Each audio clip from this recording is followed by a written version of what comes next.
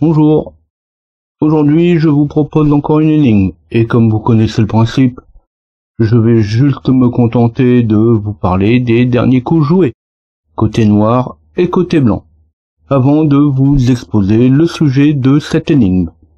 Ici il va falloir trouver le meilleur prochain coup à jouer pour les blancs. Comme d'habitude, comme le meilleur coup à jouer suivant est toujours très subjectif, je parle dans l'immédiat non plus de 2 coups, mais de 3 coups à l'avance. On est à une bonne quinzaine de coups du début de la partie. Chacun a eu le temps de préparer son terrain. Étant donné le nombre de coups précédents, il est difficile de montrer les premiers échanges de coups, mais vous en verrez suffisamment assez pour vous en faire une idée. 2 coups ou 3 coups à l'avance, pour le cas ici, ça ne va pas changer grand-chose. Mais pour en avoir déjà parlé, ce n'est pas une chose à négliger. Pour le cas présent, j'attaque avec les blancs le cavalier en H5. Alors je vais utiliser pour ça mon pion de G2 en G4. À ce moment-là, les noirs vont tenter alors l'échange avec leur pion en D5, E4. Alors sans aller chercher plus loin, si on joue l'échange, on expose ensuite le roi.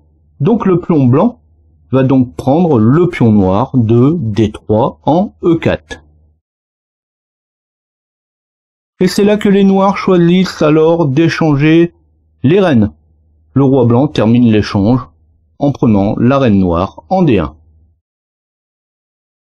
Le cavalier noir, sans trop avoir le choix, va se retirer de H5 en F6. Et là, quel est le meilleur coup à jouer pour les blancs ?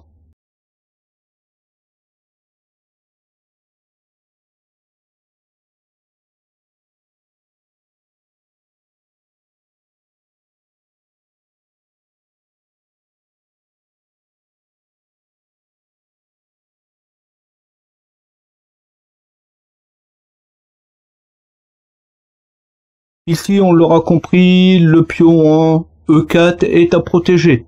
De plus, c'est un point stratégique pour lancer une attaque plus profonde depuis le centre de l'échiquier. Protéger le pion en E4 avec la tour, je n'en parle même pas. La tour se fait attaquer par le fou de C8 en E6. La tour n'a pas d'autre choix que de se protéger à son tour et laisse en retour la vulnérabilité du pion. On peut alors avancer le pion de E4 en E5. Le cavalier noir va tout simplement répondre F6, D5.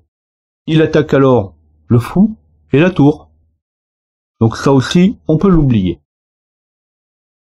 L'option suivante est de protéger le pion en E4 avec le cavalier blanc qui se déplace en D2.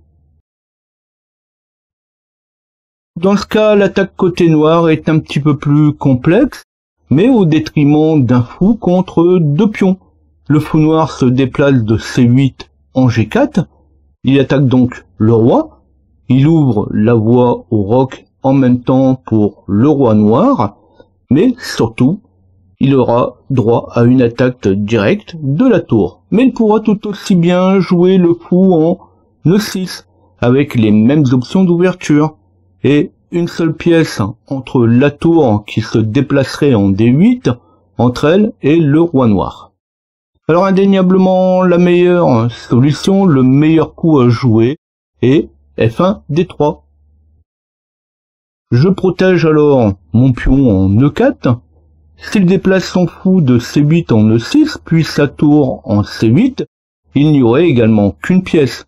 Mais il ne peut pas attaquer avec le fou de C8 en G4, puisque j'ai toujours mon cheval, mon cavalier, qui est à cet endroit.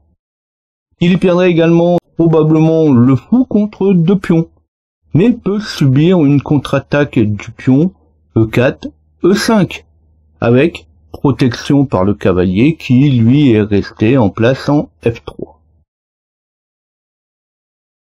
Alors ici, je montre encore une autre issue avec le cavalier qui se déplace de F6 en G4, avec l'échange du cavalier contre 2 pièces, mais avec le cavalier blanc qui protège quand même mon roi. Et non, le coup d'après ne sera pas forcément je déplace finalement Mon fou, il va y avoir une belle verticale pour la tour, après le roc. Je ne reviens pas sur ce que j'ai déjà expliqué sur le choix du meilleur coup.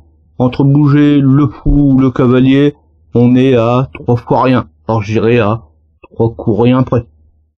Le fou reste quand même la meilleure solution. Alors je ne dis pas que jouer le cavalier serait tout faux, mais suivant le jeu noir, on va dire moins intéressant.